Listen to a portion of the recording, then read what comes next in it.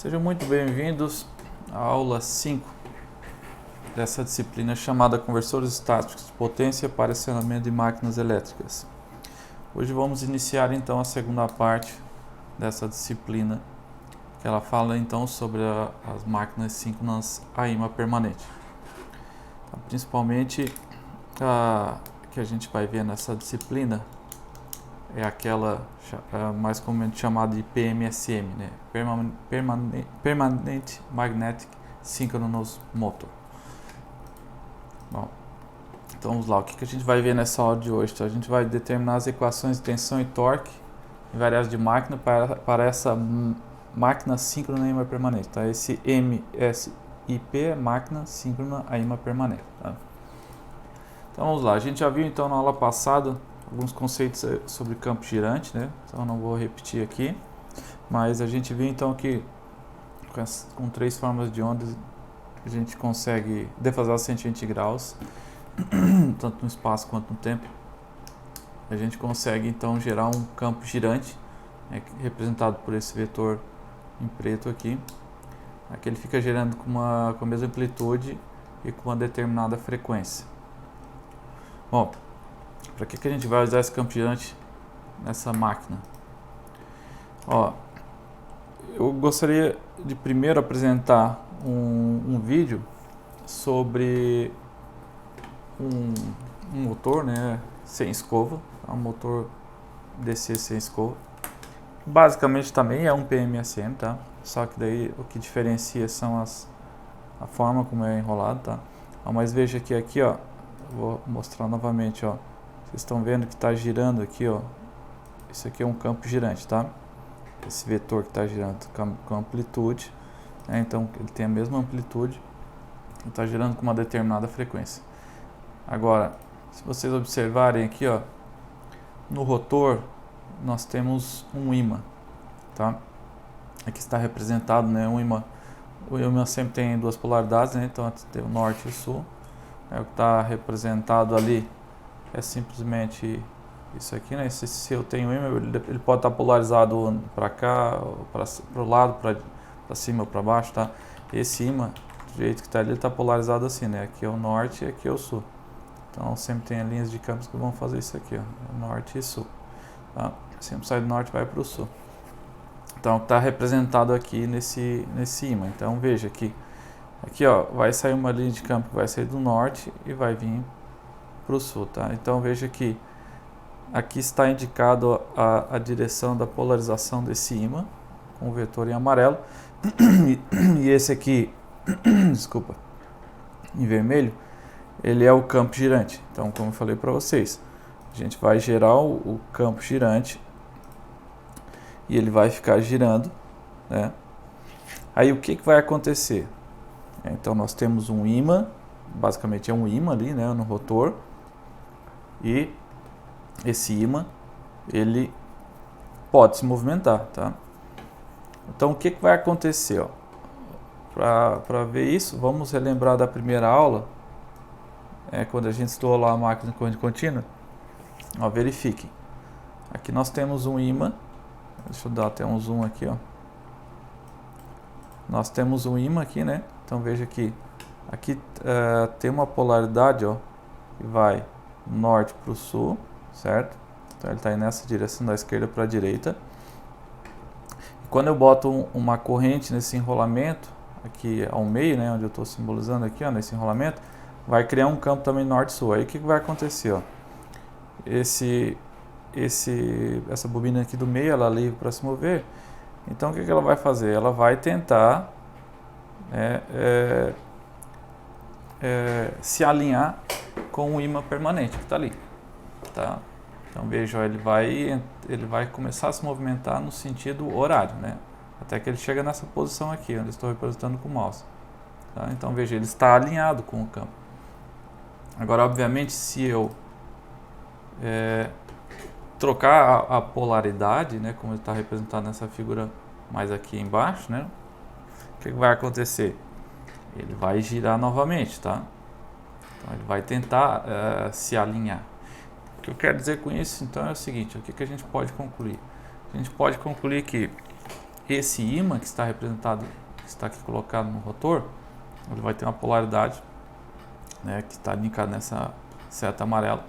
E a hora que o campo girante começar a girar, ele vai tentar se alinhar com o campo girante. É como está representado, por exemplo, agora, como vai ser apresentado agora. Então o campo girante vai girar e eles vão tentar girar junto, tá? Eles vão se alinhar e tentar girar junto. Então essa aqui é a ideia. É criar um campo girante para fazer com que o campo girante faça com que o rotor se alinhe com o campo girante, tá? Então essa é a ideia principal do motor a ímã permanente síncrono. Síncrono por quê? Porque o rotor estará girando na mesma frequência do campo girante, tá? Isto obviamente vai depender também da quantidade do número de polos, tá? Então vamos lá. Bom, aí nós temos dois tipos de máquina a ímã permanente.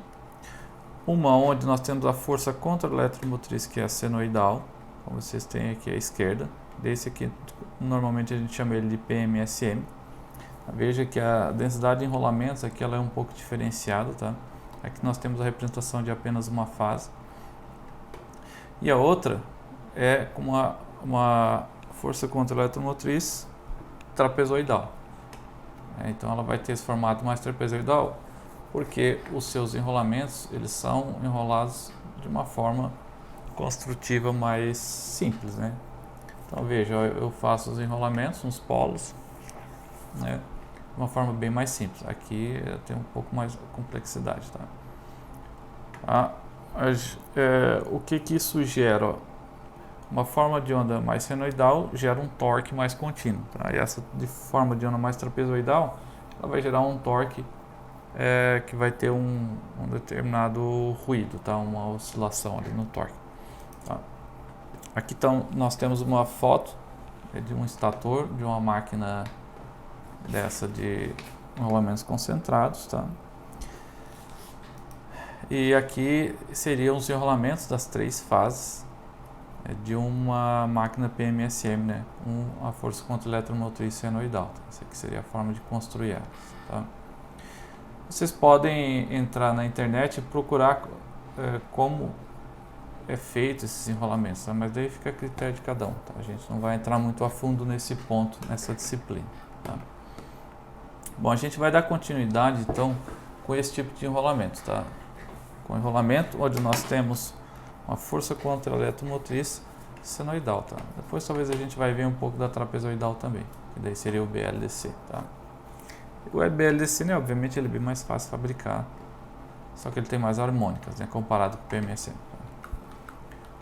Então vamos lá, a primeira coisa que a gente vai verificar aqui, ó, é o que acontece quando, por exemplo, eu tenho mais de dois polos, né? Veja, aqui considerando um enrolamento concentrado, aqui eu tenho dois polos, né? Um par de polos, né? O campo magnético assim, sai aqui de cima para baixo, né? Agora o que acontece, ó? Quando imagina que eu tenho um rotor aqui no meio, né? Quando o rotor sai do polo norte e gira e volta até o polo norte, nós temos 360 graus mecânicos, né? Então imagine, ele fez um movimento. Deixa eu desenhar aqui para vocês, ó. Vamos imaginar que isso aqui seria o nosso rotor, né? Daí tem o norte e o sul. Né? Ele faz um movimento, o rotor, 360 graus. Então, veja, e aqui nós temos o enrolamento norte, né? E aqui o sul. Aqui norte e sul. Então, quando ele faz um movimento de 360 graus, ele fez um movimento de 360 graus mecânico, mas também teve um movimento de 360 graus elétrico, tá? Agora, quando eu tenho quatro polos, o que acontece é o seguinte, ó. Veja aqui, para ter como é que eu posso dizer para vocês? Para ter um ciclo completo, né, para a corrente elétrica ou para a tensão elétrica, nesse caso aqui, ó, a gente sempre considera saindo do norte, né, olha do lado esquerdo aqui, por exemplo, saindo do norte, passando pelo sul e voltando para o norte, certo? Aqui, ó, onde eu tenho 4 polos, veja que eu saio do norte, vou para o sul, e depois vou para o norte novamente, tá? Então veja que aqui, nesse caso aqui, ele girou apenas 180 graus mecânicos, certo? Mas aqui ele já completou um ciclo elétrico. Então veja que, apesar de eu ter girado apenas 180 graus mecanicamente, eletricamente ele já fez um ciclo completo, né? Então veja, como se eu desenhasse aqui uma senoide, né? Ó, veja, então ele saiu do norte, sul, norte, né? Então veja que eletricamente ele deu uma volta completa, ele teve um ciclo completo. Então como é que a gente pode escrever isso em forma de equações? Veja, a gente pode escrever pelo ângulo, né? Veja aqui, por exemplo, ó, então se eu tenho um ângulo elétrico, né? Então ele sai de, ó, aqui considerando aqui é 0, depois 180, depois 360, né? E ele deu apenas andou apenas meio ciclo, né? Então a gente pode dizer que o ângulo elétrico vai ser igual a, nesse caso, né, metade do ângulo mecânico, né? Onde esse aqui é o elétrico e esse aqui é o mecânico. Tá? Então a gente pode concluir daí que existe uma relação entre a frequência elétrica e a frequência mecânica, né? E essa relação ela é dada em função do número de polos. Então vamos escrever aqui, ó, polos sobre 2. Então como eu tenho 4 polos, então 4 dividido por 2, desculpa, é o inverso, né? Não, é isso mesmo. Então veja que o ângulo elétrico, se eu tenho 4 polos, vai ser 2 vezes maior do que o ângulo mecânico, tá? É bem importante isso aqui, tá? Porque a gente vai usar mais tarde, né? E isso causa um monte de dor de cabeça, tá? Se a pessoa não utilizar isso. Agora, a mesma coisa vale para a velocidade angular, tá? Então, veja, a velocidade angular elétrica também vai ser o número de polos dividido por 2 vezes a velocidade mecânica, tá? Então isso aqui vocês têm que memorizar. Bom, e agora se eu tenho em RPMs, tá? Vamos tentar chegar naquela expressãozinha que a gente conhece, que a velocidade em RPMs de uma máquina vai ser igual a 120 vezes o número de polos dividido pela frequência, tá? Então vamos lá. Ó, veja aqui. O que é a velocidade em RPM? É revoluções por minuto, né? Como o nome já diz. Então seria, ó, 2 vezes π, que é uma revolução, dividido por 60, né, segundos, né, que é 1 minuto. Tá? Então veja, agora, como é que eu posso escrever isso em radianos apenas? Tá? Bom, em radianos eu posso dizer que ômega vai ser igual a n vezes 2π vezes 60, né? Isso aqui é meio que óbvio, né? Porque se eu tenho essa expressão aqui, eu quero em radianos, basta eu multiplicar aqui por n, tá? Então eu faço n vezes 2π vezes 60. Então isso aqui é radianos por segundo, tá? Então veja, se eu quiser eu posso fazer uma conversão rápida de radianos por segundo para RPM da seguinte forma, né? Por exemplo, se eu tenho ômega e eu quero em RPM, basta eu fazer então 30 dividido por π vezes ômega, tá? Então essas coisinhas é bom de vocês memorizar, que a gente vai usar de vez em quando, tá? Ok? Tá. Mas agora a gente tem que levar em consideração também a quantidade de polos, tá? Então veja, vamos escrever agora em função de ômega, né? Só que esse ômega quando a gente fala em RPMs, aqui a gente está falando normalmente em mecânico, né? Então veja, o que a gente tem que fazer agora? Nós temos que escrever esse ômega em função do elétrico, tá? Então veja, o que é o ômega mecânico, né? O ômega mecânico, ó, como a gente escreveu anteriormente, deixa eu escrever aqui novamente, ó, o ômega elétrico, então vai ser o número de polos dividido por 2 vezes a velocidade mecânica. Porque a velocidade elétrica é sempre maior do que a mecânica, tá? Veja, eu posso escrever essa outra relação aqui e posso substituir nessa expressão, né, que eu tinha apresentado aqui anteriormente. Tá? Então, fazendo essa substituição, eu tenho que a velocidade em RPM vai ser igual a ômega E. Daí a gente pode fazer algumas simplificações aqui, substituindo ômega E por 2π Fe. Daí a gente chega nessa outra expressão aqui, daí corta aqui 2π aqui e 2π aqui, então a gente vai chegar naquela expressãozinha que eu acho que anteriormente eu escrevi errado, né? Eu troquei a frequência pelo número de polos, mas a gente chega então nessa expressão aqui que a velocidade de motor síncrono vai ser igual a 120 vezes a frequência elétrica dividido pelo número de polos. Tá? Então a gente percebe que a velocidade do motor a gente pode controlar alterando a frequência e o número de polos. Obviamente que o número de polos vai ser fixo, então na verdade a gente vai controlar a velocidade dele pela frequência elétrica aqui no caso, né? Ok? Bom, agora com o que a gente vai aprender aqui, ó, a gente pode implementar em vários tipos de aplicações, tá? Mas essas aqui são as 3 principais. A gente vai ver que o que a gente aprender aqui a gente vai poder utilizar para controle de posição. Daí o que você tem que controlar quando você quer controlar a posição? Basicamente é o ângulo, né? Porque se você tem uma máquina, né? Aqui tá, imagina que aqui está o rotor, né? Aí vamos botar aqui o estator. E sei lá, que tem um eixo, né? Se você quer, por exemplo, girar sei lá, 30 graus, né? Então você consegue, né, fazer esse controle, tá? Fazer ele girar apenas 30 graus, por exemplo, tá? Então esse aqui seria o controle de velocidade, é o controle do ângulo, né? Você também consegue controlar a velocidade, tá? A gente vai fazer controle para um veículo elétrico, né, de velocidade e torque.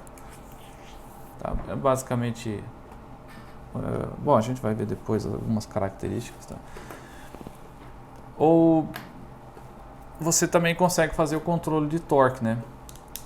Que é basicamente a aceleração. A gente vai vendo aqui numa máquina, torque elétrico, ela vai depender do momento de inércia dela, vezes a derivada da velocidade angular.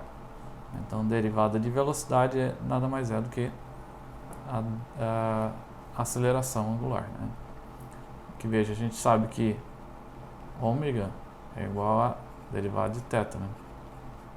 Então, substituindo aqui, a gente percebe que o torque vai ser igual ao momento de inércia vezes a derivada segunda, né?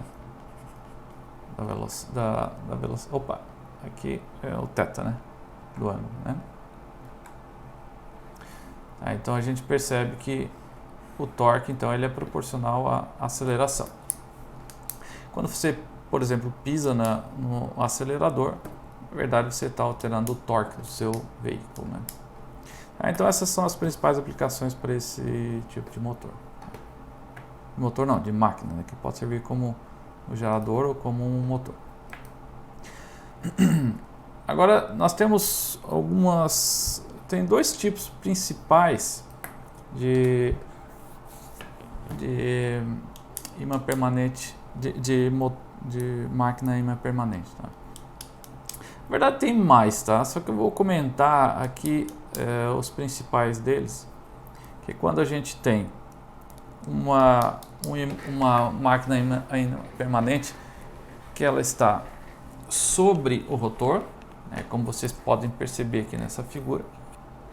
Então vocês verifiquem que esse aqui em preto aqui são os ímãs, tá? Isso aqui é uma máquina de 4 polos, como vocês devem ter percebido. Veja que uma máquina de 2 polos, como é que seria? Ó, isso aqui, temos aqui temos aqui, por exemplo, um rotor, e daí, ó, digamos que aqui eu tenha um ímã, né? Aí, ó, se fosse 2 polos, aqui se, por exemplo, seria, na verdade seria assim, norte e sul, né? E aqui seria então norte e sul, mas eu tinha linhas de campo que faria isso aqui, né? Certo? Vamos ver, isso aqui é uma máquina de 2 polos. Então essa aqui que está apresentada aqui, ó, ela tem 4 polos, tá? Então, o que acontece basicamente, ó? Se você analisar a indutância entre duas partes, a gente vai ver que elas têm indutâncias diferentes, tá? Primeiro, vamos ver o que é indutância. Indutância a gente já viu que é o número de rolamentos ao quadrado dividido pela relutância. Tá. Então imagina que, por exemplo, eu tenho aquele desenho que eu mostrei para vocês anteriormente. Tá? Deixa eu desenhar aqui mais ao lado.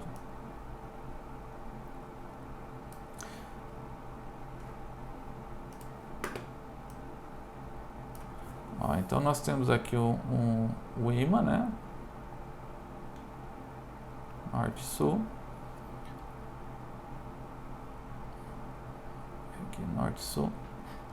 Imagina que eu tenho um campo magnético que tem essa direção aqui, tá?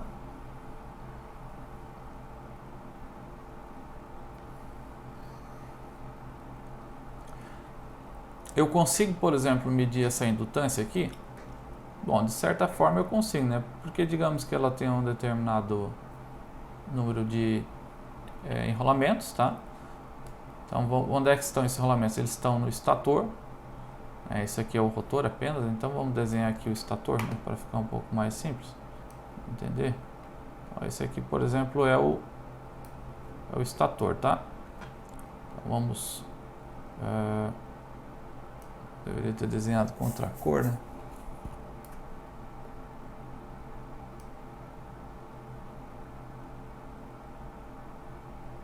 Vamos ver se eu consigo preencher aqui com outra cor. Aqui tá bom. Então, deixa eu botar outra cor, né? Uma cor mais... Vou botar essa aqui, ó. Pronto. Tá, então, aqui nós temos aqui no centro o rotor. Esses aqui são os fluxos, né? Aí veja, digamos que eu tenho aqui um enrolamento, né?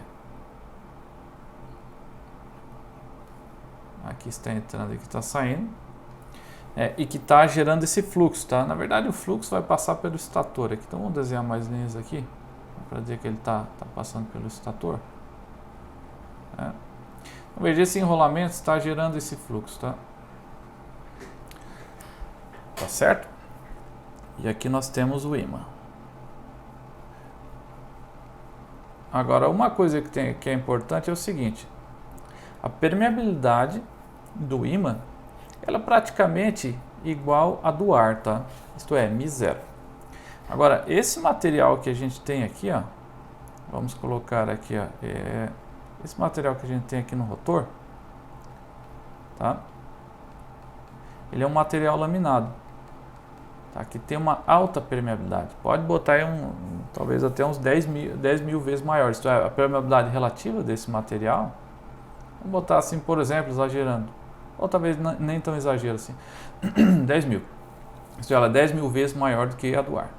Então o fluxo, quando ele passa por aqui, ó, ele vai ter uma resistência menor, isto é, uma relutância menor. Então veja, a relutância ali, ó, ela é igual ao caminho do campo magnético, né, dividido pela área, e vezes então a permeabilidade do ar e vezes a permeabilidade relativa, né? Então o que acontece, ó? Veja que a dificuldade para o campo magnético aqui, onde vai ser apenas? Onde tem o ar, né? Que seria aqui, né? Aqui, ó, essa parte aqui onde é o ar, né? Tá? Então veja que na verdade esse caminho aqui, né? Esse aqui seria o ar. Obviamente que eu estou exagerando, é bem menor esse entreferro aqui, né? Então essa seria basicamente a única dificuldade, né, para o campo magnético, porque de restante aqui como tanto o estator quanto o rotor eles têm a permeabilidade muito elevada, então eles não teriam muita resistência ao movimento desse fluxo. Agora no entreferro sim, né, teria bastante. Então veja, aqui se ele estivesse parado, né, aqui a gente poderia determinar uma indutância, certo?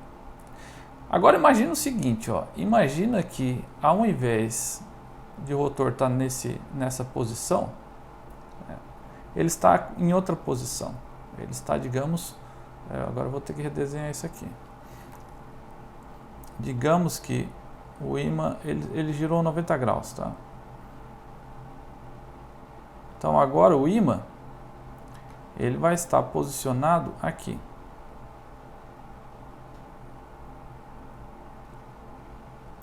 É sem desenhar ali norte e sul, tá? O que vocês acham que vai acontecer com a indutância nessa posição?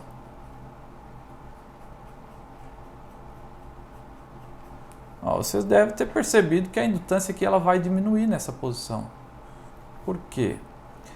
Porque, como eu falei anteriormente, a permeabilidade relativa do ímã ela é muito próxima da do ar. Então o que acontece é o seguinte, antes o único caminho, a única dificuldade que o campo magnético tinha para passar era o entreferro, né, que é aqui onde eu estou desenhando. Porém agora, como o ímã tem a permeabilidade relativa muito próxima do ar, isto é próximo de 1, né, a permeabilidade relativa, então veja que agora o caminho, a dificuldade ficou maior, né, veja que agora eu vou ter essa dificuldade aqui também, tá?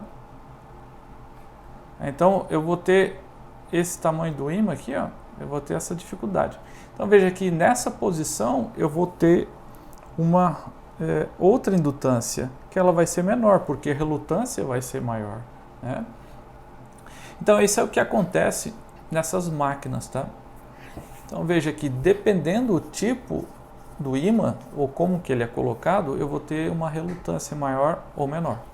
Tá? Então veja, aqui nós temos dois tipos de máquina aqui nessa figura ao lado. Veja que aqui na direita eu fiz um desenho com 2 polos, tá? Agora a gente vai analisar uma máquina com 4 polos.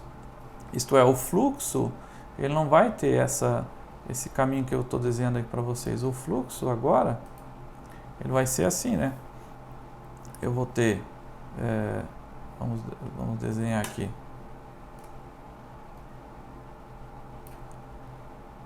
O fluxo agora ele vai fazer assim, ó. Ele vai fazer assim, né? Tá?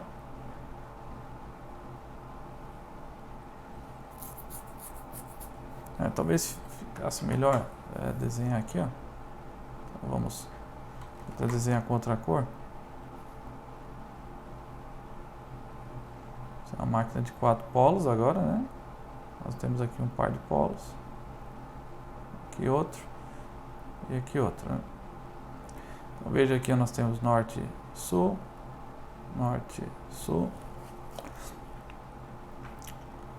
aqui norte, sul,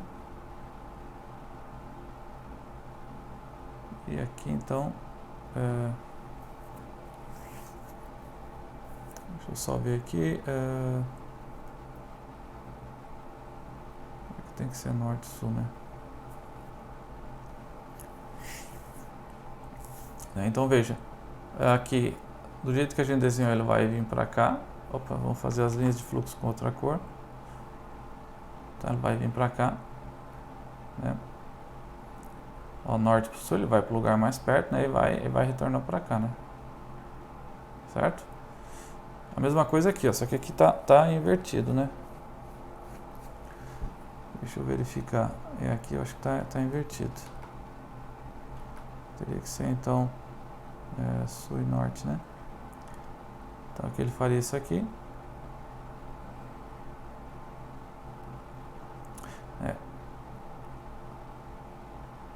Ele pode fazer isso aqui também, né? Tá?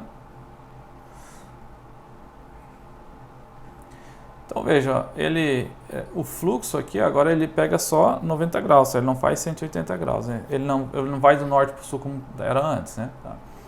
Então o que a gente vai ter que analisar é aqui nessas figuras, ó. Ó, veja, imagina que aqui eu tenha, nessa figura, como está apresentado aqui, eu tenha um rotor, onde ele está com o ímã sobre toda a superfície dele, tá? Então veja o que acontece, ó. Se eu analiso o caminho magnético saindo do norte, aqui onde está apresentado, indo para o sul, bom, ele vai ter uma determinada relutância, né? Então vai ter uma determinada indutância, que vamos chamar de LD. Tá? Agora, se por exemplo eu giro o rotor 90 graus, ou analiso outro campo magnético, né, a 90 graus, verifique que mesmo ele passando por esses buraquinhos, como ele está apresentando aqui, ó, a relutância será a mesma, porque veja que o caminho magnético é o mesmo, tá? Veja que a permeabilidade do ímã é igual a do ar. Então é como se nem tivesse aquele ímã ali para o campo magnético, tá? Porque a permeabilidade do ímã e a do ar, elas são muito próximas, tá? Então veja que eu vou ter ali o campo magnético vai passar pelo ímã como se não fosse como se fosse o ar.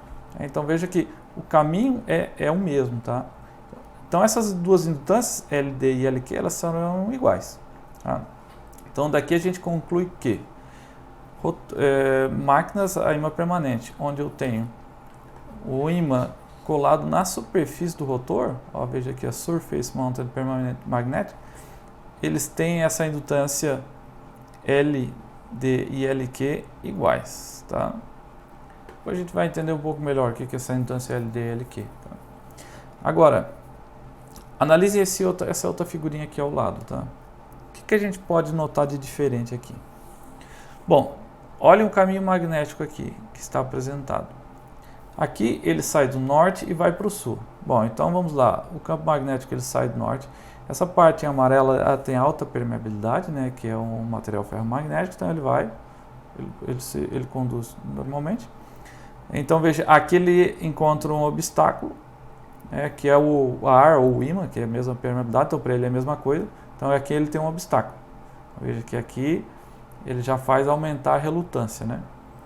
Aqui ele encontra um outro obstáculo, que daí continua a aumentar a relutância. E depois ele encontra caminho com alta permeabilidade magnética. Tá? Então, isso aqui ele tem uma determinada indutância que vamos chamar de LD. Agora, nesse caso aqui, ó, veja o que acontece. O fluxo magnético, ele passa apenas por material onde tem alta permeabilidade magnética. Isto é, essa parte amarela, tá vendo? Ele passa só na parte amarela. E, obviamente, ele não vai querer passar pela essa parte mais escura, porque ela tem uma baixa permeabilidade. Ele vai tentar passar por essa parte amarela. E aqui não tem escapatória aqui na esquerda. Ó. Ele vai ter que passar ali, vai ser forçado a passar ali. Então o que acontece é o seguinte, ó, que a relutância nesse dispositivo da esquerda é maior. Isto é, a indutância será menor, então LD será menor. E aqui, ó, já LQ será maior porque a permeabilidade aqui é maior, reduzindo então a relutância do sistema e aumentando a indutância. Tá? Então veja que, dependendo do tipo de máquina, essa aqui a gente chama de Interior Buried Permanent Magnetic. Então essa máquina aqui, ó, ela tem indutâncias de quadratura e eixo direto diferente. Tá? E depois a gente vai ver que a gente pode medir essas indutâncias, tá? Que normalmente a gente vai utilizar nas simulações essas indutâncias. Tá? Então agora vamos às principais características desses dois tipos de motor. O Surface Mounted PM Motor, então os ímãs então eles são colados ali, né, os soldados, né, no rotor. Eles não têm torque de relutância, a gente já vai ver o que é um torque de relutância. Eu acho que na próxima aula a gente vai ver o que é torque de relutância. E eles são mecanicamente mais fracos, né, especialmente em alta velocidade. Porque você imagina, né, se o rotor está girando em alta velocidade, a tendência é o ímã descolar do rotor. Então por isso que ele é mais fraco. Tá? Agora quando o ímã ele está enterrado ali no rotor, veja que Ele é mais complexo de produzir. Depende do ponto de vista também, né? Porque um é colado, mas eu creio que é mais difícil de produzir, né? Acho que sim. Bom, ele é mais robusto, porque em alta velocidade o ímã não vai se mexer, né? Mesmo em alta velocidade, que ele está ali enterrado ali no material com material de ferro, normalmente é feito com chapas de ferro silício, né? Então ele é bom para alta velocidade e ele tem torque de relutância e torque devido à sua velocidade síncrona, tá? Então a gente vai ver que esse segundo motor aqui ele tem um torque mais elevado, tá? Mas a gente vai ver na próxima aula, tá? Então veja que nós podemos ter dois tipos de motores basicamente, um que tem as indutâncias de quadratura e eixo direto iguais e outra onde eu tenho a eixo de quadratura maior do que a de eixo direto, tá? Bom, a gente vai trabalhar com qual? A gente vai trabalhar com os dois, tá? Então os equacionamentos que a gente vai fazer é para os dois. Aqui nós temos uma representaçãozinha de uma máquina permanente, a máquina síncrona a EMA permanente. Então veja, aqui nós temos a representação do ímã, né? Aqui nós temos a parte norte e sul. Então esse aqui é uma máquina com 2 polos apenas, né? E no estator aqui, então nós temos os 3 enrolamentos, as 3 fases para criar o campo girante, né? Fase A, B e a C, né? Aqui nós temos também 3 sensores de efeito Hall. Isso aqui é utilizado principalmente nas máquinas BLDC, ou brushless DC, né? Tá, mas a gente não vai usar esse sensor de efeito Hall, a gente vai ter que usar um encoder ou um resolver. A gente vai entender o porquê. E aqui então nós temos a representação física desse motor, né? Física não, em formato de circuito, né? Então veja, nós temos uma indutância e uma resistência, né? Que é a indutância do enrolamento e a resistência do enrolamento, tá? Então, nessa figurinha, observe o seguinte. Essa primeira figurinha que está apresentada aqui, ó, que é essa que eu desenhei aqui ao lado, veja que o ímã aqui nós temos o norte e o sul, né? Então a gente viu que o eixo direto é sempre relacionado ao norte e o de enquadratura fica a 90 graus, só que o ângulo a gente sempre refere-se ao eixo de quadratura. Então nessa posição, nessa primeira aqui, nós temos a posição do teto igual a 0, tá? E aqui eu mostrei para vocês, ó, que na posição do teto igual a 0, a indutância do eixo de quadratura ela é maior. E por que ela é maior, essa indutância? Porque veja, ó, como eu comentei anteriormente, ó, aqui nós temos o fluxo, ó, gerado por esse enrolamento que está no estator. Ele passa livremente entre o rotor, porque no rotor aqui só tem material com alta permeabilidade magnética. A única barreira que ele vai ter é a hora que ele encontra o entreferro aqui. Então ele tem um entreferro aqui e outro aqui, tá? Então ele vai ter uma determinada indutância, tá? Porém, quando ele gira 90 graus, olha essa segunda posição que eu estou indicando aqui, ó. Aí essa figurinha aqui embaixo, ó, quando o rotor girou 90 graus, ó, veja que inicialmente ele está aqui, né? Nessa primeira figurinha, então é 0 graus. Então, ó, vamos voltar lá. Então o fluxo movia-se livremente dentro do rotor. Agora, quando ele gira 90 graus, ó, ele encontra uma outra barreira, que é o ímã. Então, o ímã tem baixa permeabilidade, então ele vai encontrar uma maior relutância. E por isso que, se vocês olharem no gráfico, quando eu estou apontando com o mouse, ele vai ter uma indutância menor. Só que veja, ele girou apenas 90 graus, tá? O rotor. Ele estava em 0, ele girou 90 graus, ó, veja aqui, é só você observar, aqui tem a figurinha, tá no norte, aí o norte, olha para onde é que ele veio parar, ele girou só 90 graus, tá? Então é como se aqui ao lado ele fizesse isso aqui, né? Deixa eu... Esse aqui a gente até pode deixar. Como se ele fizesse isso aqui, né? Vamos botar aqui é norte. Esse aqui ficou o Q, né? Esse aqui o D. Tá? Então aqui ele girou 90 graus, né? Que seria esse ângulo aqui, né? 90 graus. Tá? Sempre em relação ao Q, né? Tá? Então ele girou 90 graus, tá? Ele encontrou o valor mínimo, né? Agora, se a gente observar, o que vai acontecer? Ó? Olha no terceiro caso. Ó. Vamos voltar aqui. Ó. Olha no terceiro caso. No terceiro caso, ele está com a mesma posição do primeiro. Tá? Ah, mas o fluxo, os ímãs estão invertidos, não tem problema. Para a indutância, ele vai ver só a relutância. E veja aqui, ó, no primeiro e no terceiro caso, observando apenas o enrolamento, esse enrolamento que eu apresentei aqui, ó, é os casos onde terão menor relutância. Então veja, ó, que quando que o rotor vai dar um giro completo, tá? O rotor vai dar um giro completo nessa última figurinha aqui, ó, tá? Então a gente observa que a frequência com que essa indutância está variando, ela é o dobro da frequência da frequência mecânica desse rotor, tá? Porque veja, a frequência mecânica, ela é qual? Aqui é 0, 90, 180, 270, 360. Tá? Então é só aqui que ela deu um giro completo. Só que a gente percebe que a indutância ela tem uma frequência, é 2 vezes então a frequência mecânica desse sistema. Tá?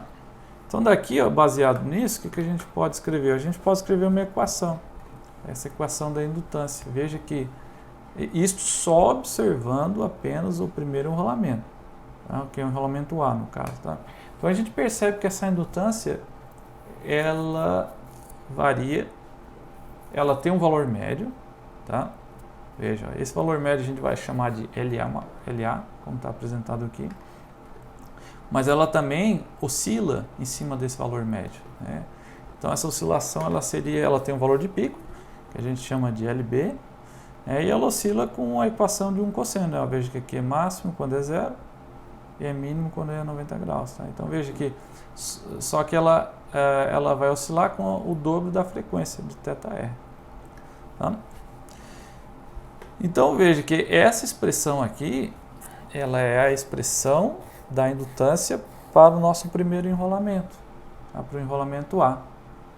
Mas veja que ainda eu estou só analisando o enrolamento A. Veja que eu ainda preciso analisar as indutâncias mútuas do enrolamento B e C em relação ao A também. Tá? Como a gente fez lá naquela matriz, não sei se vocês lembram, a gente fez na aula passada, né? Fazíamos que tinha indutância própria, daí tinha uma indutância mútua em 1 devido a 2, a indutância mútua em 1 devido a 3, e assim por diante. Tá? E a gente viu que essas indutâncias eram iguais, né? Essas mútuas, né? E as próprias também, né? Porque eles são produzidos para ter o mesmo valor. Tá? Então, essa indutância que a gente acabou de determinar é apenas essa aqui, ó. Tá? Ainda tem que determinar essa mútua aqui, essa mútua e assim por diante. Tá? Então vamos lá. Vamos verificar o seguinte. Ó, eu acabei de apresentar isso aqui, tá? Ó, veja que aqui eu também adicionei um outro parâmetro. Isso aqui é a indutância de dispersão, né? Porque o enrolamento ele tem a indutância de dispersão também. Ela é pequena, mas vamos adicionar ela aqui, tá? Então essa aqui é a primeira indutância. Aí veja que essa indutância ela depende do ângulo, tá? Do rotor, tá certo? Agora como é que eu calculo a segunda indutância, tá? Essa aqui. Bom, primeira coisa que a gente vai fazer é vamos observar qual é a influência do enrolamento B no enrolamento A, tá? Porque veja que essa aqui, ó, é a indutância própria, né? E essa aqui seria então a indutância do enrolamento A devido ao enrolamento B, né? Ó, veja qual é a diferença dessa aqui, ó. Veja que aqui não tem a dispersão, obviamente, né? A dispersão é só nos enrolamentos próprios, né? E aqui, ó, antes era LA e agora ficou menos 1/2 de LA. Então, a gente subtraiu um determinado valor ali. Tá? Então, o que acontece? Ó? E outra coisa aqui também, ó, esse cosseno antes era cosseno de 2θ, agora é cosseno de 2θ menos 120. Tá? Bom, esse aqui é relativamente simples, né? É simplesmente subtraiu menos 120 graus. Tá? Esse aqui tá legal. Agora, de onde é que sai esse menos 1/2 de LA?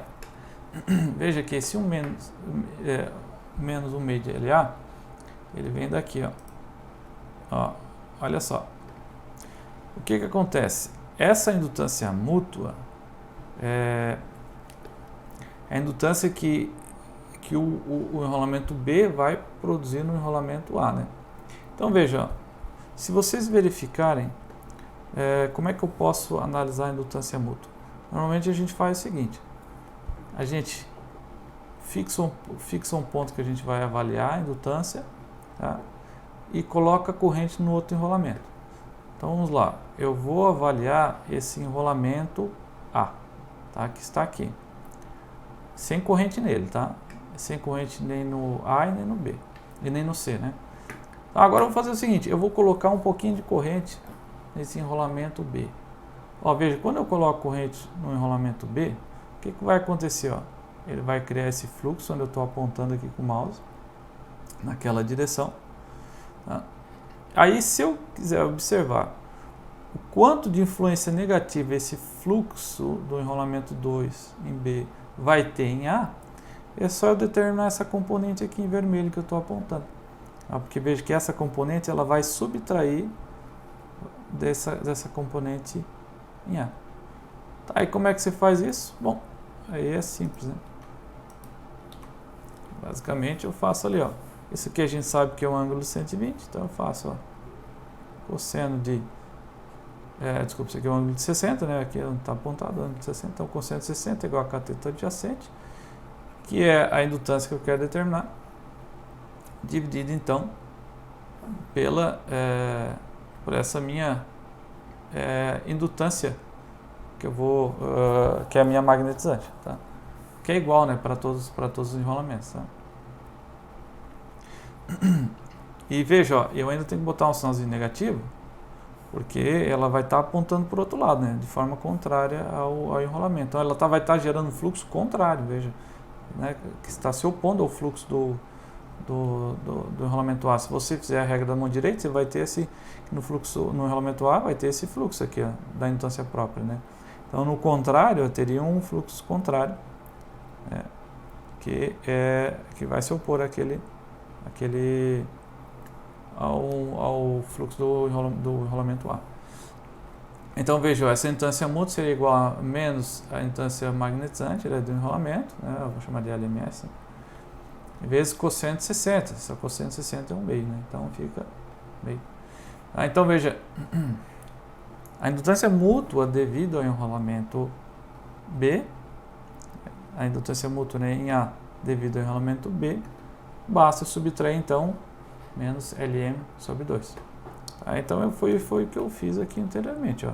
Então nós temos um menos LA aqui, tá? Que é o valor médio lá, né? Tá? E nesse item B aqui, o que a gente faz? A gente simplesmente subtrai aqui menos 2π sobre 3, que é menos 120. Tá? Da mesma forma, você pode fazer para o restante da matriz, tá? Mas, bom, uma vez aprendido essa primeira indutância, essa segunda, o restante é a mesma coisa. Aqui, ó, só veio adicionado 120. Esse enrolamento B aqui é igual ao primeiro, só que aqui é adicionado menos 120, tá? E assim por diante. Você pode montar toda a matriz. Então veja, essa aqui é a matriz, a indutância da máquina síncrona a ímã permanente. Tá? Então veja que, dependendo da posição do rotor, a sua indutância varia. Tá? Ok. Agora, o que a gente pode fazer? Ó? Vamos transformar esse fluxo concatenado dessa matriz em dois sistemas, tá? No sistema DQO. Tá? A gente já fez isso na aula passada, né? Por isso que eu apresentei isso, tá? Porque a gente vai usar bastante agora. Ó, então, como é que a gente faz para transformar isso aqui no sistema ABC para o sistema daqui, ó, tá?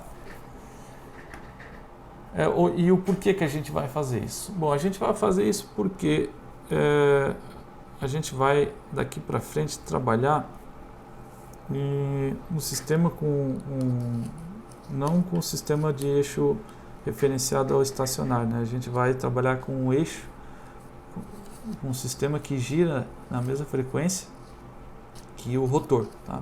No caso, para a máquina síncrona ímã permanente, a gente vai adotar o eixo de referência no rotor, tá? No caso da máquina de indução, já não será no rotor, será o eixo de referência na frequência de alimentação, tá? Mas isso a gente vai ver mais tarde também. Bom, então vamos lá, vamos fazer a transformada desse nosso sistema aqui em ABC para aqui, ó. Como é que eu faço isso? A gente viu que uma função de QO, se eu quero transformar para QDO, na verdade, né? QDO, se eu quero transformar para de ABC para DQO, eu multiplico pelaquela matriz KS, né? E aí que seria uma função ABC. Bom, se eu tenho uma função ABC e quero transformar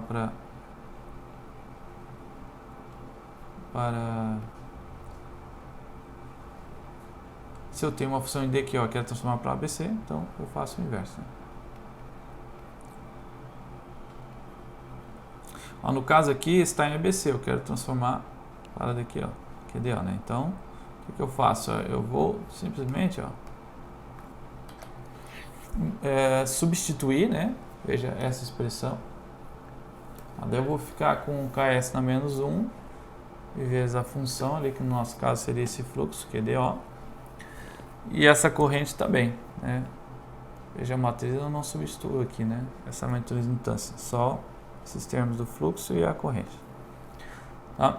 Agora, como eu quero o fluxo em QDO, o que eu faço? Eu vou multiplicar por KS nos dois lados, né? Então, veja, aí agora eu tenho esse nosso sistema aqui, ó, que eu vou ter que resolver isso aqui.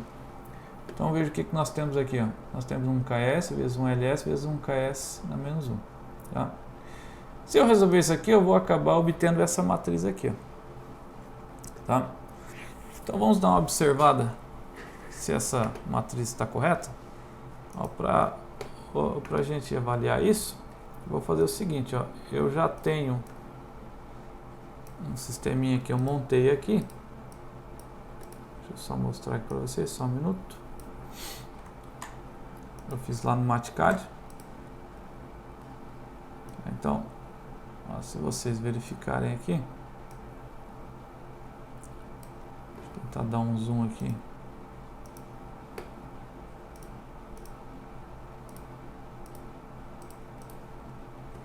Vamos observar matriz por matriz. Veja. Deixa eu botar aqui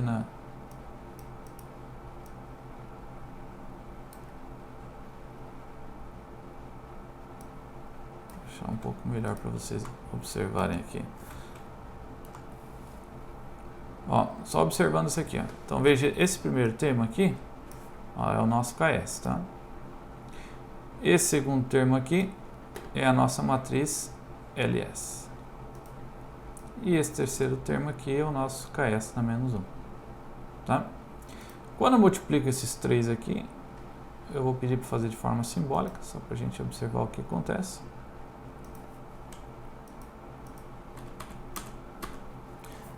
Eu vou pedir para simplificar de forma simbólica.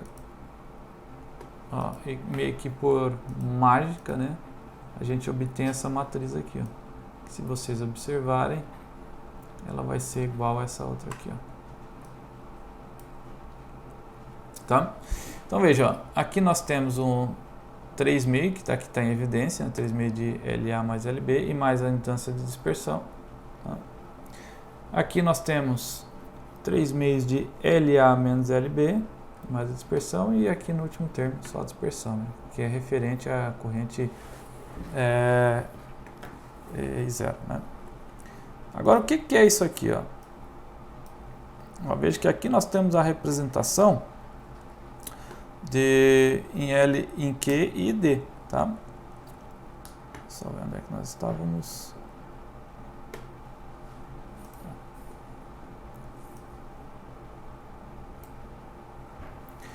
Certo? Agora, se vocês observarem aqui, ó, esse LA mais LB, quem que seria? Esse LA mais LB, vamos voltar lá na... Deixa eu desenhar aqui para vocês, ó. O LA é um valor médio, né? Vou botar aqui o LA.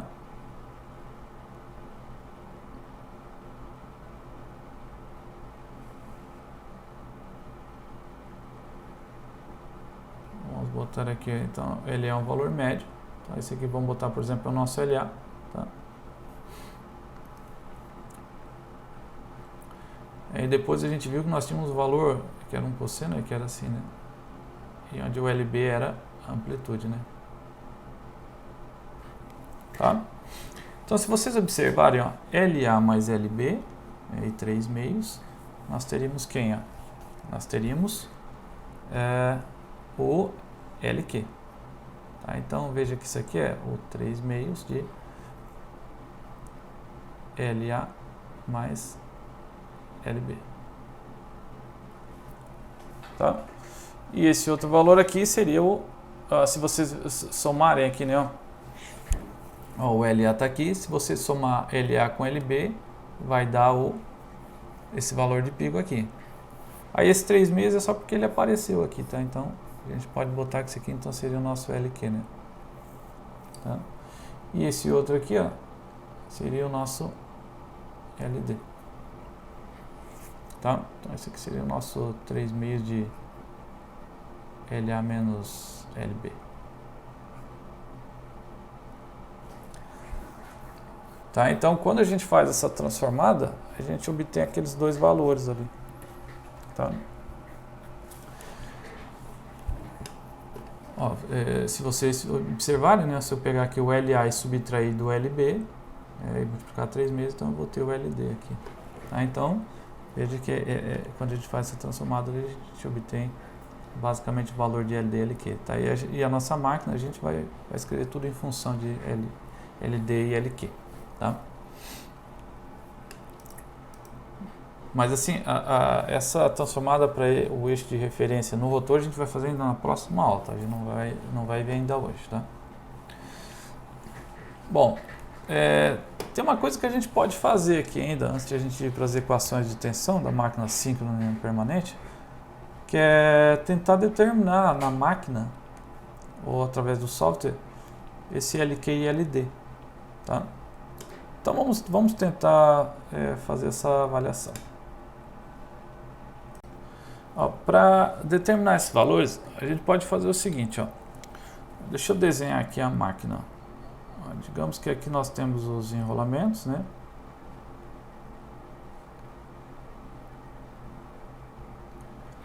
Digamos que isso aqui é o A, o B e o C, tá, da máquina. Aí eu vou fazer o seguinte, ó, eu vou curto-circuitar o B e o C, tá? E vou botar uma fonte aqui, ó, entre A e B, entre A e esse ponto curto-circuitado. Aí vai circular uma corrente assim, tá? Aí o que acontece, ó? Eu vou botar as polaridades, né? Essas aqui são as polaridades, tá? Se vocês observarem, ó, se eu faço essa conexão, vamos ver o que vai acontecer com os fluxos.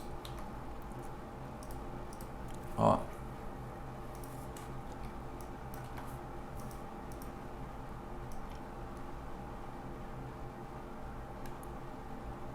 Digamos que esse aqui é o nosso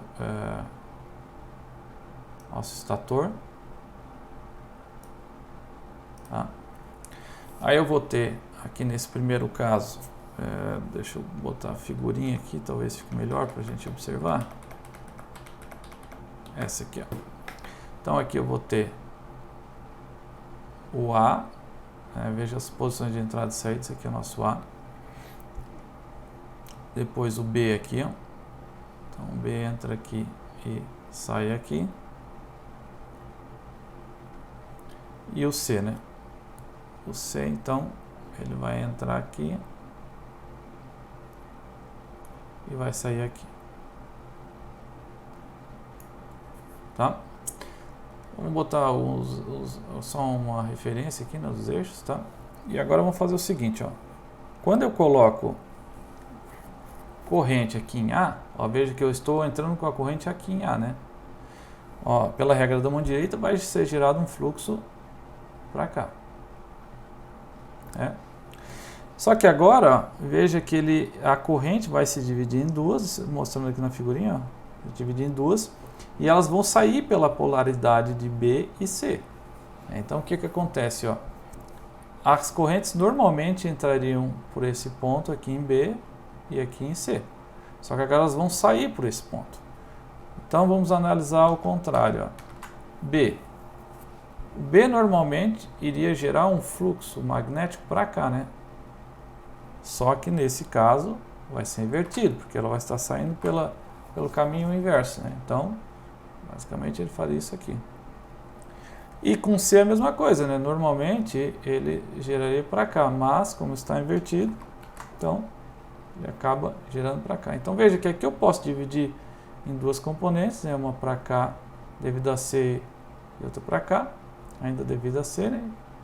E a mesma coisa aqui. Então veja o que acontece, ó. Deixa eu até desenhar com outra cor, acho que vai ser melhor. Então, vamos desenhar aqui em B. Ela está invertida, né? Tá para cá. Aí tem uma componente para cá e outra para cá.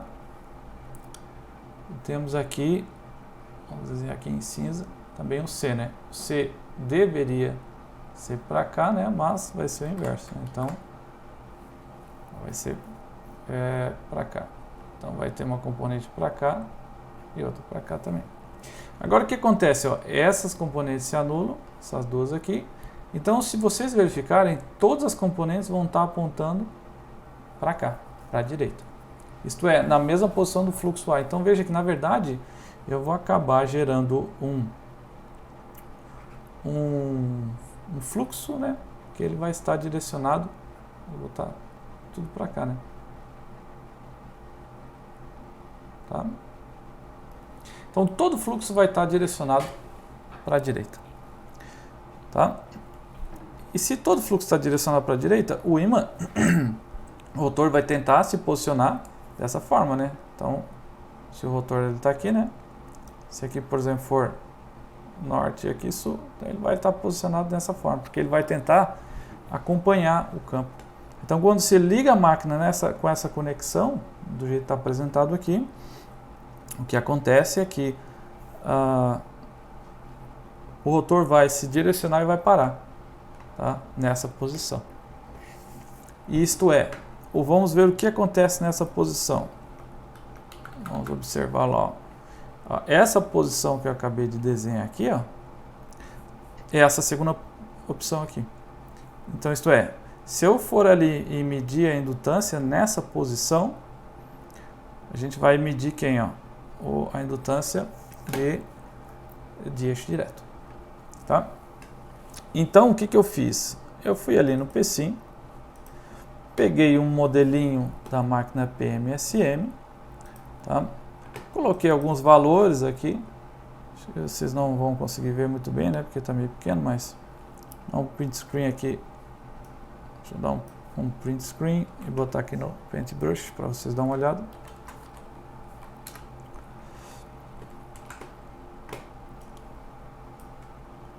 Então, ó, esses aqui são os valores, ó. Aqui eu coloquei, então vamos anotar os valores. Ó. LD é 002 e LQ é 01. Tá? Então, deixa eu anotar aqui. Então o valor que eu botei é deixa eu desenhar com outra cor. LD igual a 0,02 e LQ é igual a 0,1. Esses são os valores que eu coloquei na máquina, tá? Então vamos ver, ó. Agora o que a gente vai fazer? A gente vai fazer a conexão na máquina. Então se vocês perceberem aqui, ó, olha só, eu botei uma fonte controlada aqui, tá? Pode ser dessa forma, pode ser do tanto faz, tá? Aqui eu botei só um valor contínuo de 100 volts, tá? Para ligar a máquina com valor, e depois eu dou um pulso de mais quanto aqui, ó? Eu dou um pulso aqui de 10. Após 0,8 segundos eu dou um pulso de 10, tá?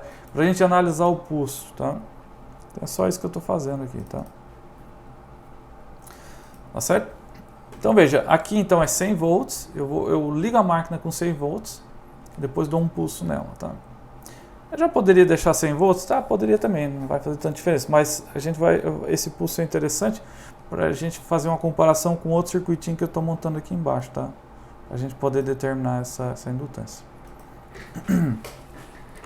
Então vamos lá, uma das coisas que a gente tem que analisar aqui é o seguinte, olha só, veja aqui, o que eu vou fazer para poder determinar essa indutância LD e LQ? Primeira coisa é que nesse circuito nós temos resistência também, tá? E eu informo aqui no pecinho, ó. Mostrei para vocês aqui, ó, no paintbrush. A indutância do estator de cada enrolamento é 2 ohms, tá? Então, veja que aqui eu tenho essas resistências aqui, ó, tá? E com essa ligação, o que eu vou ter ali, ó? É como se eu tivesse, deixa eu desenhar aqui em outro lugar aqui. É como se eu tivesse um circuito assim, né? Do jeito que eu conectei.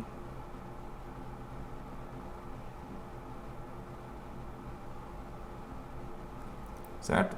Assim, ó, curto-circuitado.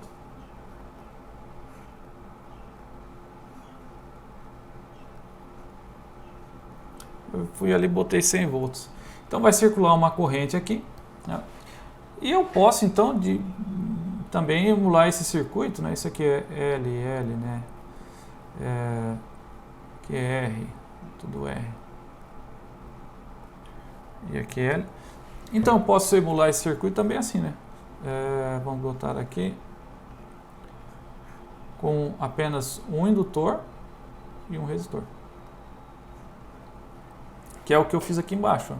Então eu estou aplicando esse mesmo pulso nesse indutor, nesse resistor, tá? E agora qual é o valor desse resistor? Ó, se lá é 2 ohms, né, se esse resistor ali é 2, quanto que vai ser esse equivalente aqui? Ó, vai ser esse aqui que é 2, mais o paralelo desse, que vai dar 1. Então na verdade eu tenho que botar aqui 3 ohms. Tá? E agora eu tenho que determinar essa indutância aqui, ó. Qual vai ser o valor dessa indutância? Bom, daí vai ser o seguinte, veja que lá eu utilizei uma indutância, né, que era qual? Que a gente sabe que nessa posição vai ser a indutância LD, tá? Então, se eu disse que LD era 0,02, a indutância segue a mesma regra lá do resistor, então essa indutância vai ser o 0,02 mais quem, ó? Mais o paralelo dessas outras duas, que vai ser obviamente a metade de 0,02, então 0,01. Então essa indutância vai ser 0,03, tá? Então agora eu vou montar isso aqui lá, ó, se vocês verificarem aqui, ó, eu tenho 3 ohms, ó, como eu falei, né, vocês não conseguem ver muito bem, mas acreditem, aqui tem 3 ohms, tá? E aqui eu botei uma indutância de 0,03. E por que eu vou dar o pulso? Porque quando eu dar o pulso, eu vou analisar a corrente nesses dois circuitos, tá? Então eu vou analisar essa corrente que eu estou chamando aqui de I1 e essa outra corrente que eu estou chamando de uma corrente L1, tá? E eu também vou fazer uma outra coisinha. Eu vou ler essas três correntes, vou utilizar a transformada ABC para alfa beta para poder determinar o ângulo, para a gente observar qual é o ângulo que essa máquina se encontra. Tá? Outra coisa que eu vou fazer é o seguinte, eu vou botar uma carga aqui para manter a velocidade igual a zero. Tá? Então ela precisa, ela vai se movimentar e depois vai parar. Ela vai ficar com essa, vai ter uma carga que vai tentar manter essa velocidade igual a zero. Tá? Então vai se mover e vai se parar naquela posição. Então vamos verificar isso. Eu vou botar para simular. Olha, eu não simulei desde zero, tá? Mas se vocês verificarem aqui, ó, deixa eu aumentar a letra aqui para ficar um pouco melhor. Ó, aqui também as curvas estão muito pequenas.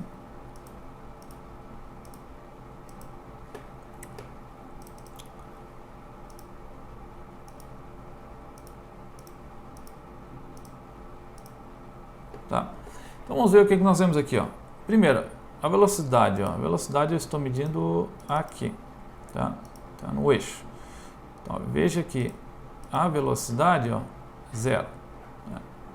Esse V1 aqui, ó, é a posição do ângulo, tá? Que eu estou medindo aqui, ó.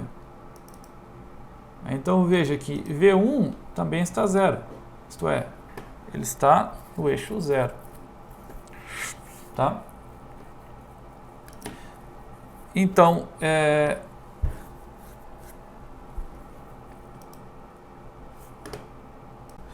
só para deixar claro, o eixo zero para mim, tá, que eu montei aqui é o seguinte, é o zero, eu estou utilizando aqui o zero como o eixo direto, tá? Então, depois que a gente movimentar para essa posição aqui, que é o que a gente vai fazer a seguir, vocês vão ver que vai dar um giro de 90 graus, tá? Só para mostrar que está girando 90 graus, tá? Do rotor. Tá? Então vamos lá. Bom, aí o que eu fiz? Eu dei um pulso ali em 0,08 segundos, que vocês estão observando aqui, ó, e medi as duas correntes, tá? E elas coincidiram exatamente. Tá? Posso dar um zoom aqui, né, para mostrar para vocês, mas isso é difícil. Tá aqui, ó, tá? Então elas coincidem exatamente. Isto é, veja que eu saí da indutância da indutância de eixo direto, LD, e encontrei essa indutância aqui que eu iria medir. Obviamente, na prática eu faço o inverso. Eu vou medir essa indutância e vou estimar daí o meu LD. Tá? Alguns autores também fazem o seguinte, eles dão esse pulso, né, e obtêm a indutância e a resistência. Porque isso aqui na verdade é só uma equação de exponencial, né, em um circuito RL. Tá? Então você pode fazer isso também. Ok? Agora vamos fazer o seguinte, vamos estimar o LQ. Tá? Para estimar o LQ, o que eu faço? Aí eu vou pegar aqui novamente, deixa eu mostrar aqui para vocês. Ó. Em vez de eu fazer essa conexão como está apresentado aqui, o que eu vou fazer eu vou conectar, eu vou deixar o A aberto. Deixa eu fazer aqui para vocês. Ó. Então agora eu vou fazer o seguinte, ó. Eu vou deixar o A aberto e vou conectar uma fonte. Aí tanto faz, tá? Em A, em B e C. Vou fazer aqui. Por exemplo, aqui vamos fazer aqui B. Então ele vai entrar em B e vai sair em C. Então a corrente vai fazer isso aqui. Aí o pecinho ele não aceita deixar o sistema aberto. Então eu vou botar uma resistência bem elevada aqui, sei lá, 12 mega. Tá? Eu vou aterrar. Daí não vai passar corrente nenhuma aqui. Então a corrente, ó, agora ela vai fazer isso aqui. Ela vai entrar no B e vai sair no A, no C. Então, vejamos o que vai acontecer aqui, ó. Deixa eu tentar usar esse mesmo desenho.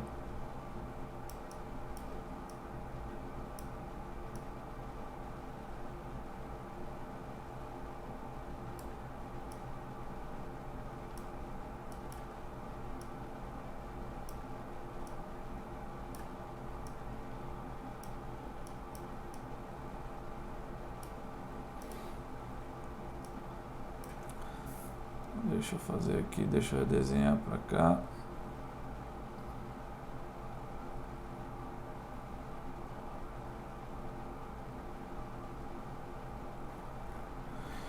Então, olha só, agora em A vai ser 0, né? Então não vai ter nenhum fluxo para cá.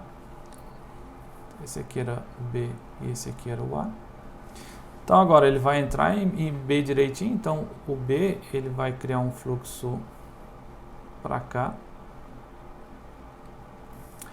E agora eu vou ter um fluxo aqui em C.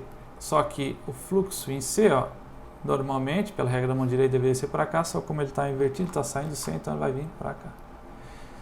Agora, então para o C vai ter duas componentes, uma em Y e outra em X, e a mesma coisa para o B, né? Então uma em Y e outra em X. Aí novamente, essas duas aqui elas se anulam e só sobra então uma componente para cima. Tá, então se a nossa componente está para cima, ó, o nosso fluxo ele vai ficar assim, né? Ele vai estar para cima. Então o nosso ímã, ele vai, esse cara aqui, ó, ele vai tentar se modificar. Agora ele vai ficar assim.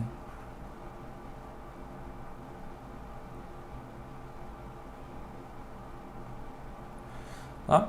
Que é o nosso caso aqui, ó, essa posição aqui no meio, aqui, ó, deu um giro aqui então de 180, né? Ou isto é, saiu de 90, foi para 180, ou se botar o eixo de referência aqui, saiu de 0 para π sobre 2, né? Que é o que a gente vai ver ali na medida daquele ano, tá? Só estou medindo a diferença, tá? Aqui era 0, e aqui então seria π sobre 2, tá? Que a gente vai medir lá. Tá? Então, e nessa posição, a gente percebe que vai ser o valor de MQ, então vai ser o valor máximo. Só que agora, o que a gente vai verificar? A gente vai utilizar o valor de LQ, só que agora o nosso circuito vai ser assim, ó. Ele vai ser naquela mesma linha de pensamento, né? Vamos fazer aqui mesmo. Vai ter um resistor em série com outro resistor. Esse aqui, por exemplo, fase, sei lá, C. Aí depois, deixa eu desenhar um pouco melhor aqui. Então vai ter um resistor, indutor. Esse aqui é o nosso ponto C. Depois novamente, né? Vou botar aqui um indutor e um resistor. Esse aqui é o nosso ponto B. E aqui eu conectei a fonte. Então a corrente vai circular assim, ó. Aí veja, nós temos agora dois indutores, né? 0,1 e 0,1. Tá? E aqui dois resistores. E esse resistor, cada um a gente viu que era 2, né? Então agora, no nosso circuito, a gente vai ter que pegar um circuito equivalente. Ele vai ter que ser assim, ó.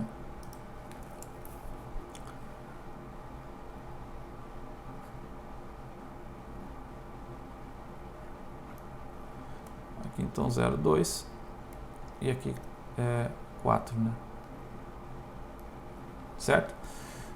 Então vamos montar lá, vamos verificar se a gente consegue obter esse mesmo circuito. Então aqui 0,2 e aqui 4. Vou simular. Tem que fazer as conexões aqui, ó. Então daqui eu vou deletar isso aqui e vou conectar aqui.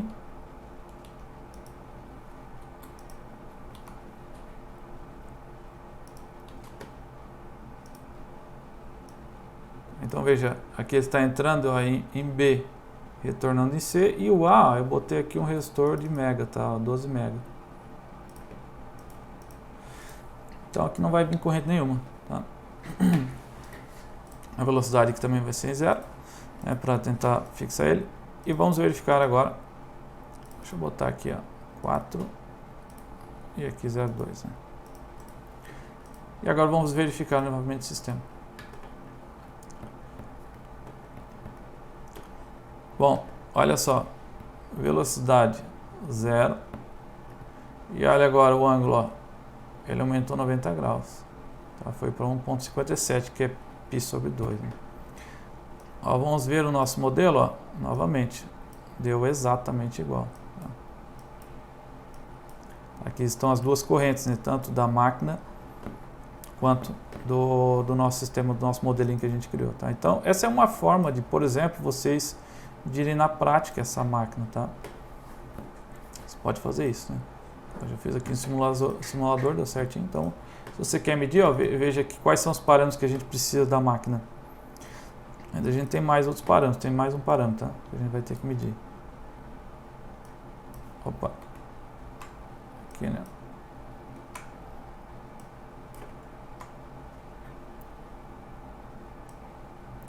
Ele precisa do resistor, OL dele que a gente já viu. Número de polos fabricando dá. Momento de inércia é mais complicadinho para determinar, mas tem algumas formas também. Esse aqui é o coeficiente de atrito, tá? E a gente precisa desse cara aqui também, tá? Que é o VPK dividido por KRPM. Isso aqui, ó, é o seguinte: o que você pode fazer para medir esse cara aqui? Esse aqui, na verdade, é do ímã permanente, tá? Você vai medir o lambda, tá? Do ímã permanente. No PSIM, ele dá uma equação, ó, que é essa aqui. Tá? O que diz essa equação? Ó? Aqui diz que o lambda, né, que é o fluxo magnético, né, do ímã permanente, ele é essa expressão aqui. Ó. Tá? Aqui seria igual ao que? Vamos entender um pouco essa expressão. O que você tem que botar lá no PSIM é esse valor aqui. Ó. Valor de pico dividido por kRPM. Tá? Então, como é que a gente pode medir isso? A gente pode botar a máquina, por exemplo, na velocidade nominal dela, numa velocidade qualquer, tá? E determinar a tensão que é gerada por ela. Então, claro, daí você tem que botar um número de polos aqui, né? Então vamos escrever essa expressãozinha lá, ó. Deixa eu botar essa expressão lá. Vou botar aqui,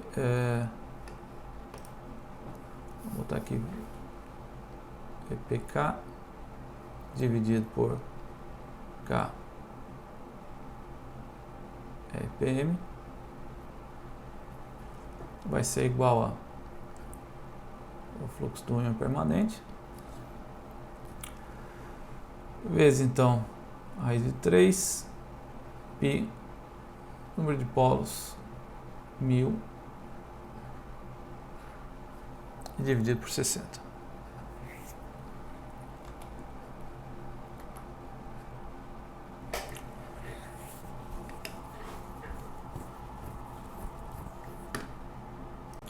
Então, para fazer essa medida, eu posso fazer o seguinte, ó.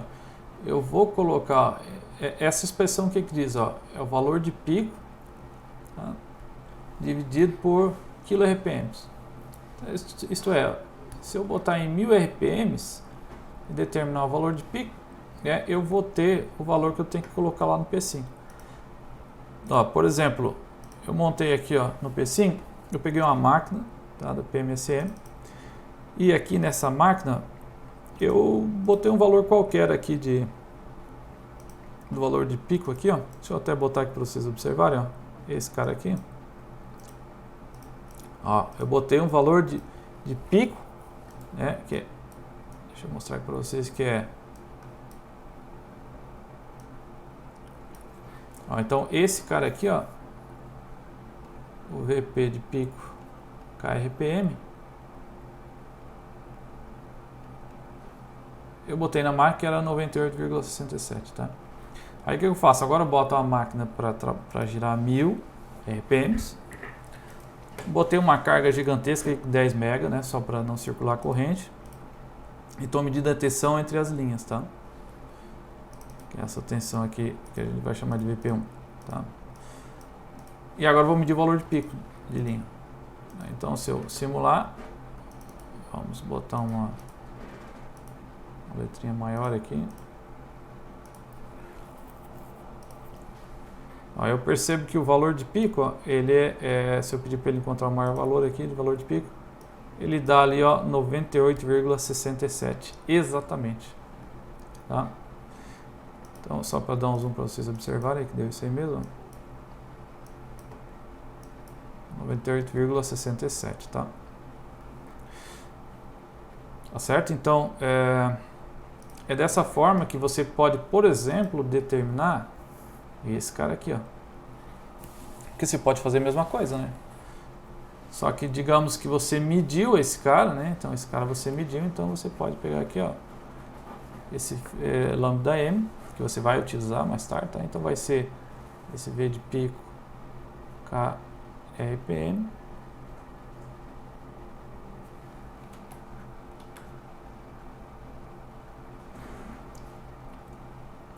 E daí, só que daí esse valor é medido, né? E daí você vai multiplicar por 60 dividido por 1000, número de polos, e raiz de 3π, né? Ok? Então essa é uma das formas de você determinar esse valor do fluxo magnético aqui do ímã, tá? Que você vai utilizar. Então se você tem a máquina, você não sabe, é só fazer esse teste. Então agora a gente já tem praticamente todos os parâmetros, né? Eu só não sei esse aqui, tá? Determinar o momento de inércia. Mas outro dia eu fiz uma consulta rápida ali na internet. Eu vi que tem algumas maneiras de determinar esse momento de inércia também, tá? Então acho que não é tão difícil assim. Isto se o fabricante já não informar, né? Às vezes o fabricante informa, tá? Ok. Eu acho que de repente o momento de inércia consegue até pela equação do torque, tá? Porque a gente sabe que... Um pouquinho, deixa eu deletar isso aqui. Porque não quer deletar. Porque você sabe que o torque, se tiver alguma forma de determinar o torque, né? O torque é o momento de inércia vezes a derivada da velocidade. Então, de repente, a gente consegue determinar até por essa expressão. Certo? É claro que aqui tem mais o atrito também, né? Então, isso aqui é o coeficiente de viscosidade da máquina também. Mas eu acho que tem procedimentos para determinar isso, tá? Mas eu não saberia informar exatamente agora. Ok? Então, essas são as formas de obter os parâmetros.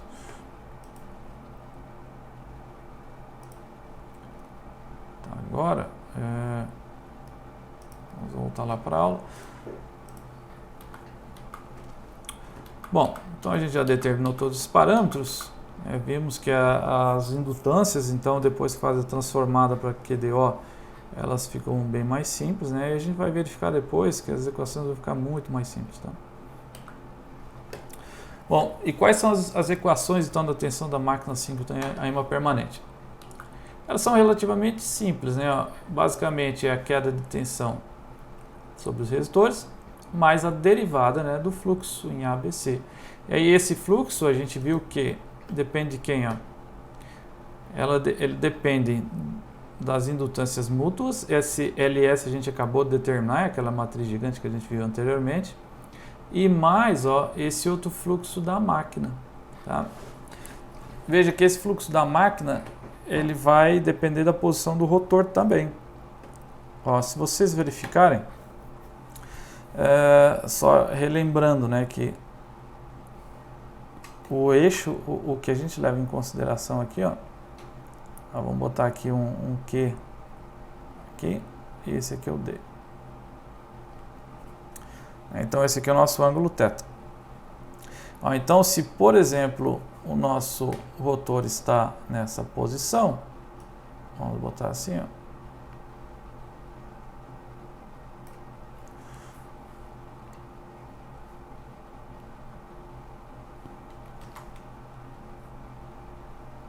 Aqui é o norte e sul, né? Norte e sul.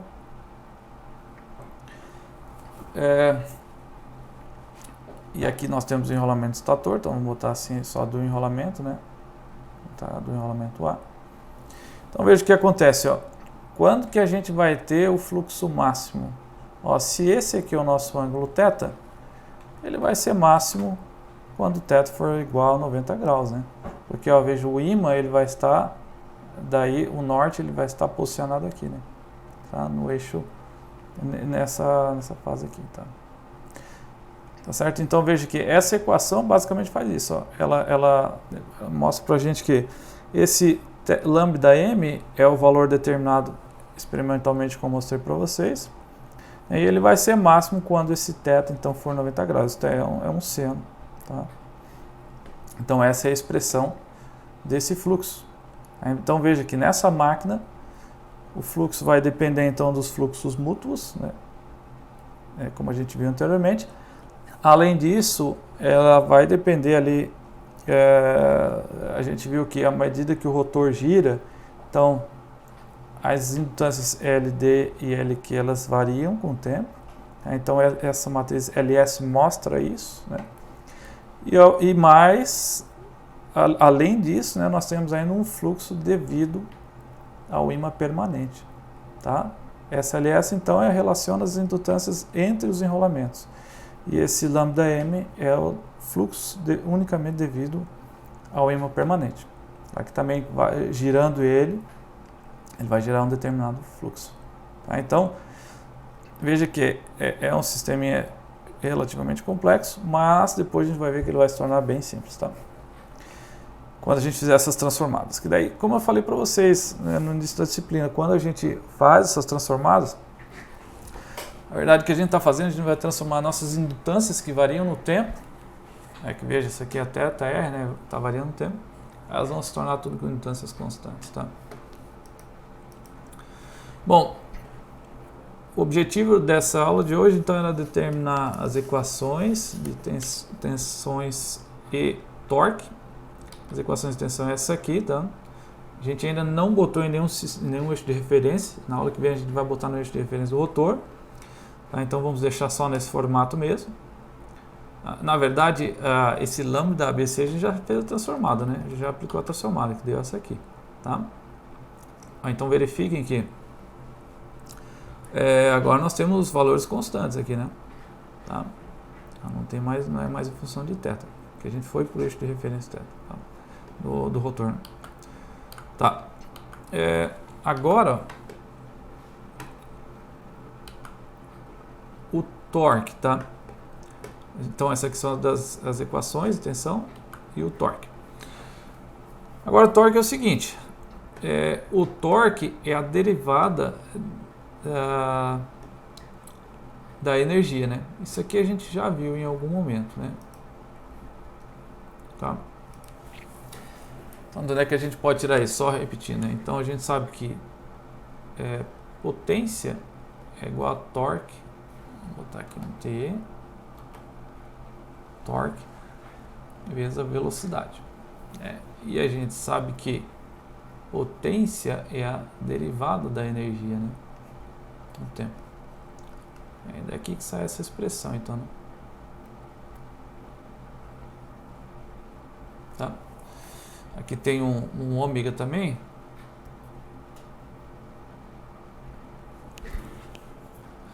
E esse ômega desaparece fazendo a regra da cadeia, né? Então, nós temos aqui d ômega t, fazendo a regra da cadeia com θ. Torque, ômega. Ó, a gente sabe que ômega, né? É dθ dt. Então a gente pode cortar esse cara com esse. Então nós temos ali que torque vai ser d ômega dθ. Só que nós temos que colocar aqui o número de polos dividido por 2, porque essa velocidade aqui a gente precisa, ela é mecânica, né? Então a gente passando para a elétrica, basicamente a gente vai multiplicar por número de polos sobre 2, né? Porque a elétrica é sempre maior do que a mecânica. E nós chegamos nessa expressãozinha aqui do torque. Tá? Então veja, a gente tem que pegar a expressão da energia, a energia nos indutores, e fazer a derivada dela em função de θ. E como é que a gente faz isso? Então, bom, basicamente, quais são as nossas energias, as nossas indutâncias, tá? Ó, veja que lambda LI, né? Então nós temos a expressão do lambda, né? A gente já determinou. Seria basicamente, seria essa aqui. Então vamos escrever ali, ó. Lambda ABC igual a LS e ABC e mais, vou botar aqui embaixo mais lambda M. É onde a gente viu cada uma dessas expressões, tanto lambda M quanto o LS, né? É o seguinte, ó, se vocês observarem aqui, ó, qual é de forma geral, né? Qual é essa energia, tá? A energia no indutor, né? A gente sabe que é 1/2 de L I ao quadrado, certo? Ou também, né, I vezes lambda, tá? Porque basicamente eu posso fazer 1/2 de L ao quadrado ou também usar I vezes lambda, tá? Bom, se vocês observarem essa primeira parte aqui, ela é relacionada à energia nesse parâmetro aqui, ó. Né? Aqui, ó, pode ver, ó, 1/2 de I, se eu multiplicar I transverso aqui, multiplicar por esse outro I aqui, ó, vai dar I ao quadrado, vezes o LS. A sequência aqui, ela é importante, né, a multiplicação de matrizes, mas veja, ela tem essa sequência porque aqui eu vou multiplicar o que, ó, I ABC vezes o lambda, e o lambda aqui no caso é LS vezes I ABC, tá? Ela tem que seguir esse formato. Aí aqui está transverso, porque quando eu faço a multiplicação transversa se eu fizer essa multiplicação aqui, né? A, B, C, para ter o valor ao quadrado, eu teria que multiplicar nesse formato, né? Então, veja que essa aqui está no formato transverso, tá? Então, daí quando faço multiplicação, eu tenho um valor único, né? I ao quadrado, tá?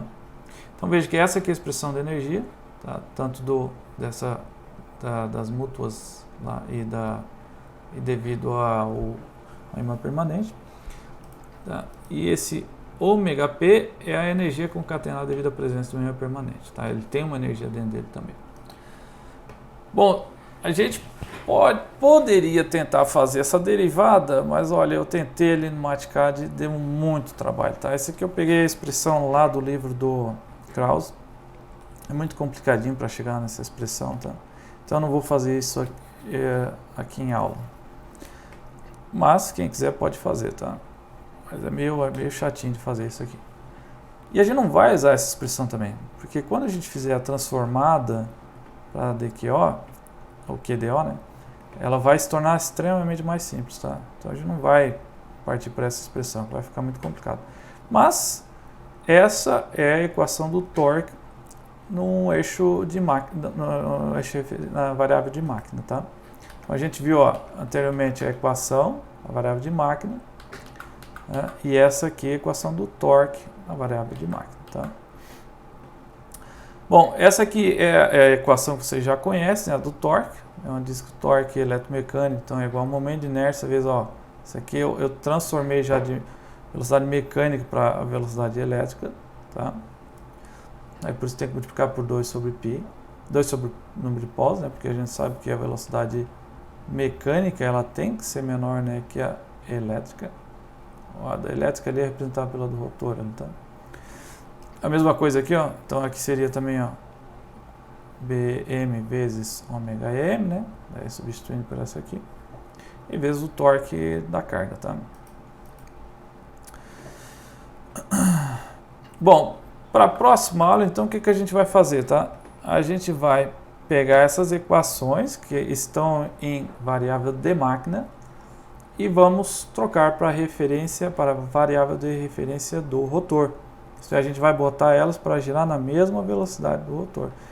A gente já fez aqui o θQDO, né? A gente viu que nós chegamos nessa expressão onde esse LMQ ela ficou igual a, só relembrando, o LMQ ficou igual a 3 meios de A mais B, LA mais B, e o LMD igual a 3 meios de LA menos LB. Né? E esse cara aqui, depois a gente vai ver que ele vai se transformar em apenas um valor, vai ficar só multiplicado por um valor, tá? Mas isso aqui a gente vai ver direitinho na próxima aula, tá? Eu sei que tem algumas coisas que parecem ser bem complicadas, né, nessa máquina, as matrizes e tudo mais, tá? Eu peço para vocês tentarem ver e rever essa aula se sentirem dificuldade, tá? Mas são partes importantes, tá? Para você entender bem essa máquina, tá? Se vocês tiverem alguma dúvida, também podem entrar em contato comigo, tá? Depois a gente vai acabar chegando em expressões bem simplificadas, tá? Mas eu gostaria de apresentar todo o processo para vocês, porque se eu não apresentasse, provavelmente vocês iriam me perguntar onde é que sai a matriz, onde é que sai esses valores de instância, o que representa, o que é cada instância dessa, como medir. Aí tudo isso a gente viu na aula de hoje, né? Todos esses passos aí, tá? Então a gente já mexeu um pouco no simulador, ali a gente já viu o que faz, o que é cada parte ali da máquina, né? Então eu acho importante, tá? Apesar de ser em alguns pontos um pouco complexo, tá? Mas a gente continua então na próxima aula fazendo essa conversão para as variáveis de eixo de referência no rotor. As equações vão ficar muito mais simples, tá? Bom, agradeço a presença virtual de todos, então a gente se vê então, ou a gente conversa na próxima aula. Tchau.